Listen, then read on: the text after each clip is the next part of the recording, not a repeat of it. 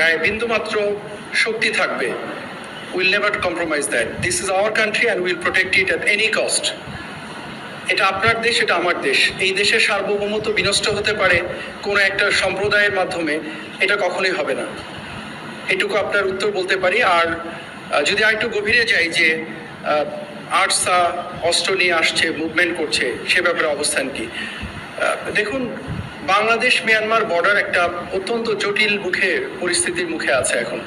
এখানে কোনো মিয়ানমারের যে সরকার, যেটা আমরা বলি, যেটা তাদের সেই সরকারের অস্তিত্ব বিলীনের পথে। আরাকান আর্মি রাখাইন স্টেটটা অলমোস্ট দখল করে নিয়েছে, 85 থেকে 90% দখল করে নিয়েছে, কিছু জায়গা বাদে। সো এখানে, এবং আরাকান আর্মিও তো একটা অথরাইজ সংগঠন নয়।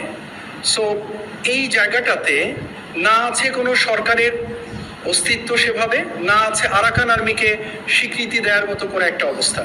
সো অল টুগেদার এই মুহূর্তে বাংলাদেশ মিয়ানমারের যে বর্ডার পরিস্থিতি, নিঃসন্দেহে এটা যে কোনো সময়ের তুলনায় সংবেদনশীল। তো সেক্ষেত্রে এই ধরনের কিছু আর্ম গ্রুপের মুভমেন্ট হওয়াটা অস্বাভাবিক কিছু নয়।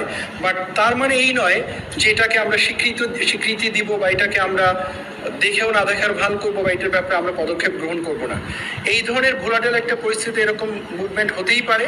বাট আপনাদেরকে আশ্বস্ত করতে চাই, বিজিবি প্রাথমিকভাবে এবং ডেফিনেটলি সাপোর্টেড বাই আর্মি, আমরা প্রচণ্ডভাবে এই বর্ডারের ব্যাপারে নজর রাখছি, এবং এখানে যেন পরিস্থিতি এমন সৃষ্টি না হয় যেটা সার্বভৌমত্বে বিঘ্নিত করতে পারে। আমরা ওয়াকিবহাল